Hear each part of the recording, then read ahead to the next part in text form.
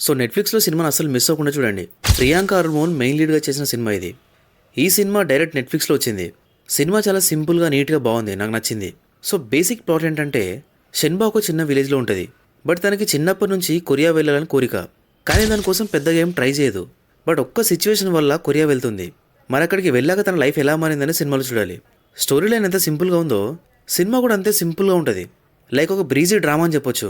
పెద్దగా కాన్ఫ్లిక్ట్ ఏం ఉండదు. మంచి ప్లెజెంట్ సీన్స్తో అలా వెళ్తూ ఉంటుంది. కొరియాలో సీన్స్ అయితే నాకు చాలా బాగా నచ్చినాయి. అయితే నరేషన్ చాలా చాలా స్లోగా ఉంటుంది.